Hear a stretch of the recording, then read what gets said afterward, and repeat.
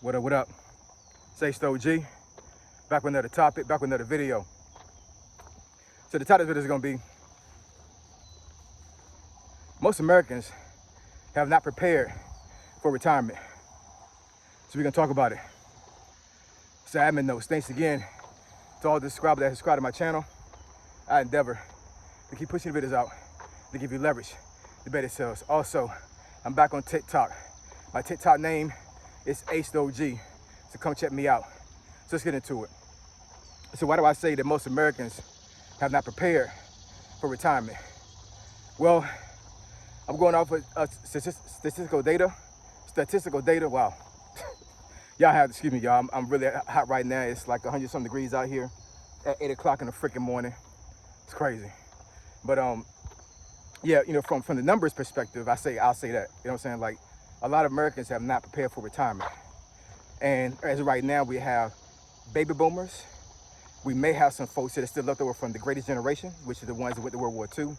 I can't think of the average age of those folks, but I'm pretty sure most of them folks are probably either in their 90s or 100 or something like that. You know what I'm saying? But I think there are some World War II veterans still living.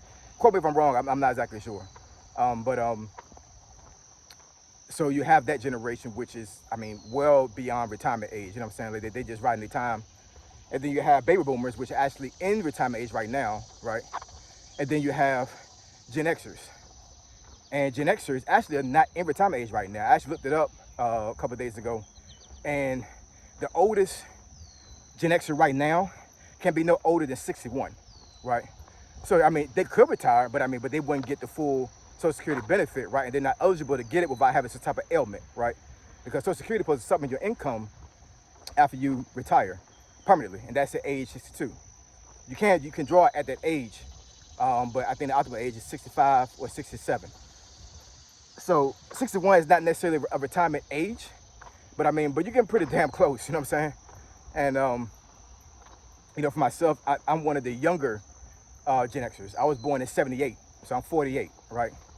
So in the conventional sense, in corporate America sense, in American sense, I'm not eligible for retirement right now.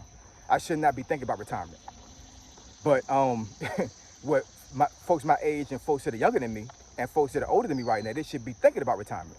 Because if they're not, then they get put in a very precarious situation. So let me explain this. Well, let me give scenarios first, because I actually saw some stuff on video, and I've actually talked to some folks recently about this thing, and it's not a good thing, man. It's pretty bad.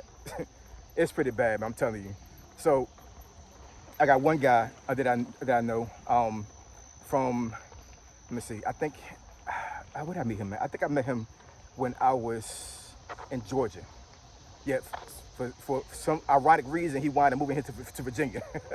You know what I'm saying? Actually, he worked on base in Georgia. And I ran into him one day in the local Wegmans here. Craziest thing, man. And he's 72. He's working now at 72, right? And I didn't ask him, you know what I'm saying, like, you know, what was going on as far as why he's still working. Because he was a government contractor when he was in Georgia with me years ago. This was like mid-2000s, right? And, you know, I'm sitting here like he's checking folks out. I think he works in the wine area as well. But 72, I don't know if he's doing this because he's bored or he's doing it because he actually needs to work. I'm not exactly sure, but I didn't ask him.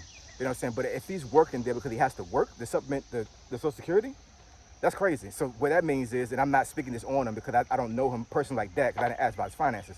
But, you know, if he has to work right now at 72, even though he's drawing Social Security, and I'm not sure if he has a 401k he drew from or whatever, but that means that there was some preparedness that was not done properly as he was growing into age 65, 67, right? Now, I do understand there are some situations where things may happen, the emergency may happen, and folks will dip into their 401k or their 403b, they'll dip into their savings. I totally get that. But, you know, at the end of the day, like, unless you have like some type of catastrophic thing that happens, I'm not exactly sure if you could drain all of your resources and all your assets that much to where you cannot retire by the time you're age 70, right? So that's one scenario. Another one that I saw on video, guy was, he was 82. His wife was, I think 70. and he was still working because they didn't prepare for retirement, right? So he had a part-time job somewhere, and then his wife had a full-time job somewhere. And during the interview, they were saying, I'm just paraphrasing, they said they still couldn't make it. You know what I'm saying? They still was like living paycheck to paycheck. 82 and 70, living paycheck to paycheck. What a shame, yo. You know what I'm saying? That's nothing funny, man. There's nothing funny about that at all. That's crazy. That's crazy. I couldn't imagine being 82 years old and I got to get up and work for money. It's crazy work, man. You know what I'm saying? But these are the things that are commonplace right now in America when it comes to baby boomers and when it comes to Gen Xers. We have not prepared for retirement. But I will say that baby boomers actually have a little bit of a leg up on us, because a lot of them, if they're the older boomers, they worked in jobs that had pensions, right? So if they were the corporate America and did everything that they were told to do, as far as going to school, get an education, work hard, most of the baby boomers are doing pretty good. You know what I'm saying? I would say, right? Unless they was really bad with money. Yeah, man. I would say if those baby boomers were bad with money, they might be bad off. But if they weren't bad with money, you know what I'm saying? They did everything they're supposed to do, and they actually had pensions, then they should be doing pretty well, right? And for Gen Xers, I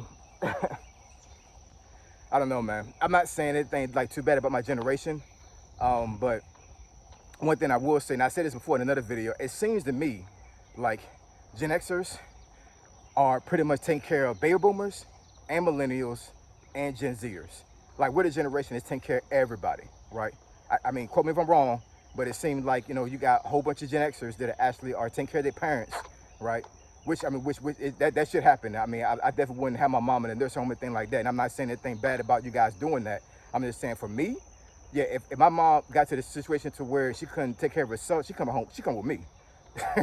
that's just fact. I'm not putting my mom in a home.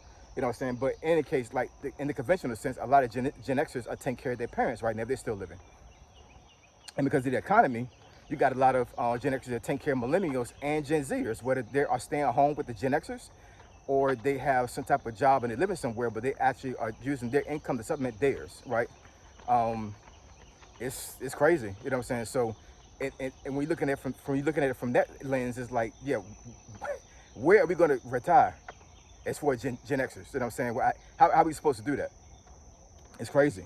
But I mean, but the video, what I'm trying to put out in this video is that, you know, a lot of Gen Xers, we didn't do the work to put ourselves in a good financial position to retire once we get to that age, right?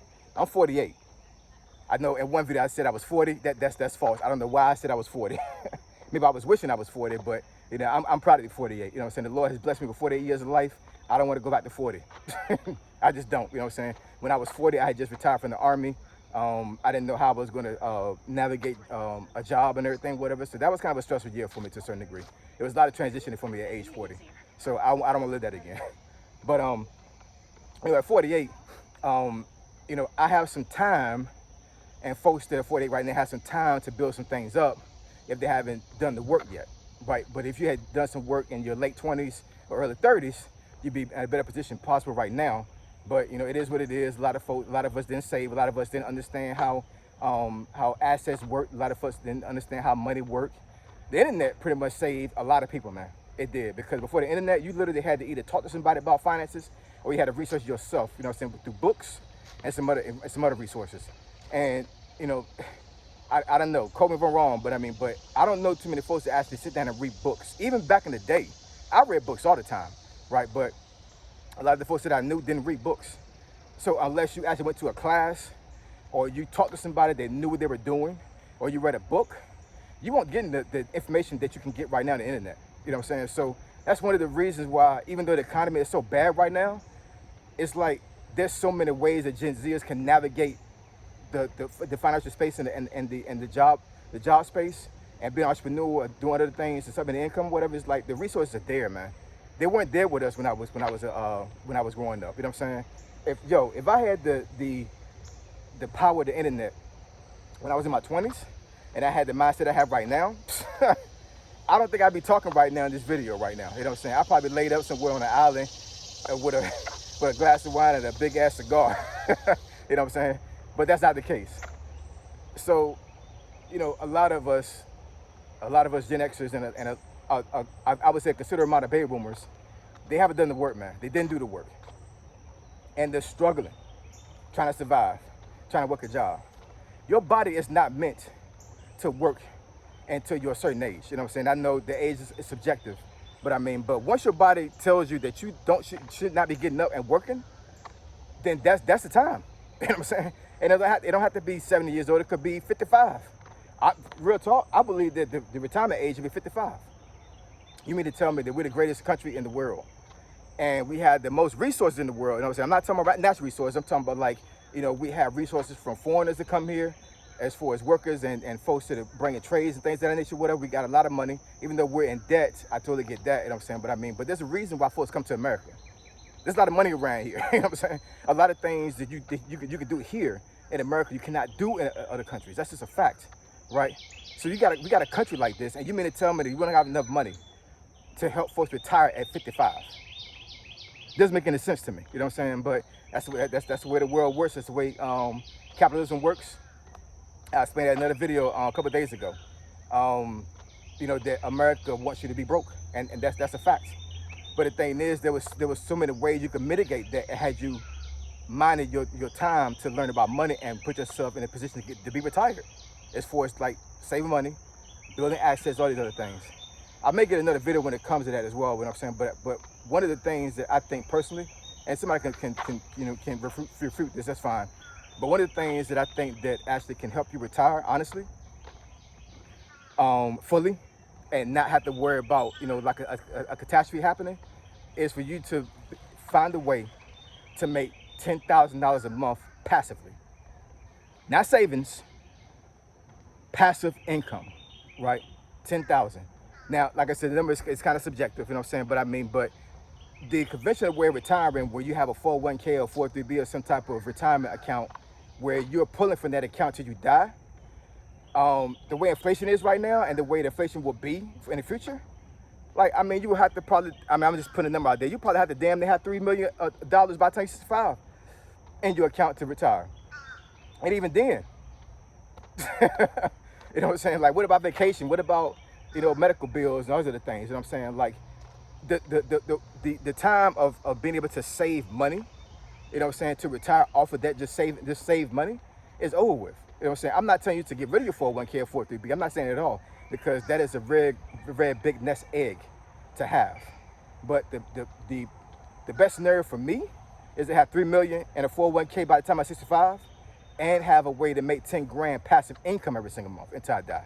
You know what I'm saying? And that can be done through assets, that can be done through investments, that can be done through the stock market, all of that. Because there's people out there, if you don't believe it, there's people out there that are actually living off of the interest of their investments. They're not even touching the money they put into the investment. You know what I'm saying? The interest is coming off of it every single month. They're living off of that. Can you imagine having an asset or assets that are building you so much wealth that you don't even touch the original money you ever put in there? So let's say you put $2 million all together in those assets, and you touch none of that $2 million, and all the interest coming off of that $2 million you're living off of. You don't got to touch that $2 million ever in life. It just stays there and just builds interest. This is stuff that's not taught to us in school, man. This is information that's held from us because they don't want us to know this stuff. But in saying that, you know what I'm saying, it screwed a lot of folks over. And that's the reason why I say that a lot of us did not prepare for retirement, right? So it's not too late. It really isn't. You know what I'm saying? All you got to do is just buckle down, make a decision in your mind that you want to retire. You want to be able to live comfortably without having to work an active job, right? A 9-to-5 job. And you gotta give yourself, you gotta get the information. You gotta teach yourself, and you have to like do the things that people that got money do. You know what I'm saying? Act like they act. They be a copycat. You know what I'm saying? Like, do what you gotta do, whatever, to emulate them, because some kind of way they're doing it right. They got it right. They retired. Don't gotta work for income anymore. You know what I'm saying? But the ones that are trying to work, they'll have to work for income right now, and you're in your 60s and 70s and 80s. I'm pretty sure it's not something you want to do. You know what I'm saying? So, in any case, we got to learn, man. We got to learn that working a 9-to-5 job forever is not the lick. And for those that are not in this situation right now, and also prepare yourself now for retirement, because if you wait too late, it's gonna be rough. All right. So I appreciate y'all. Love y'all. I'll catch y'all next video. Say so G, signing out. I'm gone.